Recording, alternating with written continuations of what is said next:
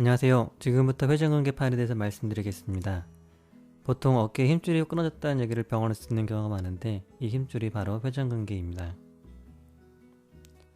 회전근개는 어깨의 힘줄로서 어깨를 싸고 있습니다. 4개로 이루어져 있지만 실제로는 서로 합쳐져서 넓은 판을 이루고 있기 때문에 서로 구분하기는 매우 어렵습니다. 어깨의 균형과 운동을 담당을 하게 됩니다. 그림에서 보시는 화살표가 회전근개를 나타내고 있습니다. 회전근개 파열은 그림에서 보시는 것처럼 힘줄과 뼈가 만나는 부위에서 발생을 하게 됩니다. 따라서 그 치유가 오래 걸리고 때로는 수술을 필요로 하는 경우가 많습니다. 대부분 노화에 의해서 발생하는 경우가 많습니다. 저에게 간혹 젊은 환자분들이 오셔서 혹시 회전근개 파열이 아닌지 걱정하는 경우가 많이 있는데 저는 별로 사실은 걱정하지는 않습니다. 대부분 나이랑 관련이 있기 때문입니다. 드물게 외상에 의해서 생기는 경우도 있습니다. 회전근개 파열은 점점 진행을 한다는 것이 문제인데요. 그림에서 보시는 것처럼 작았던 파열 부위가 시간이 지남에 따라서 점점 커지고 또 그뿐만 아니라 힘줄 자체의 변성 또 근육 자체의 변성이 생기기 때문에 말기에 이르러서는 힘줄을 다시 봉합을 한다 하더라도 재파열되는 경우가 상당히 많고 경우에 따라서는 50 내지 70%까지 재파열되는 경우가 있다고 합니다. 그뿐만 아니라 다시 붙는다 하더라도 근육이 이미 변성이 생겼기 때문에 그 기능을 다시 회복하기가 쉽지 않은 경우가 많습니다. 치료는 파열이 심하지 않은 경우, 즉 염증이나 부분층 파열 같은 경우에는 재활운동 치료를 보통 하게 되고요. 파열이 심한 경우나 보존적 치료 외에도 호전되지 않는 경우에는 관절경을 이용해서 보통 수술을 하게 됩니다. 다음 동영상은 관절경을 이용한 회전근개 봉합술에 관한 것입니다.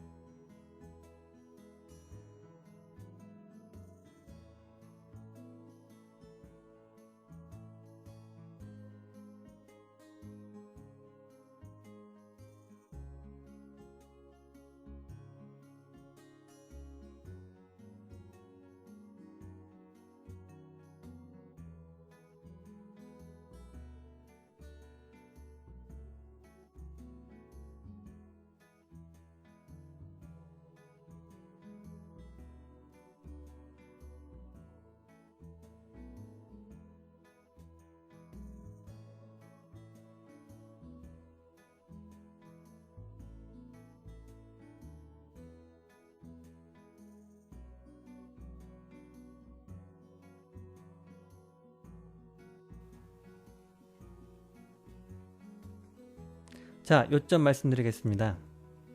회전근개 파열은 노화와 관련 있는 퇴행성 질환입니다.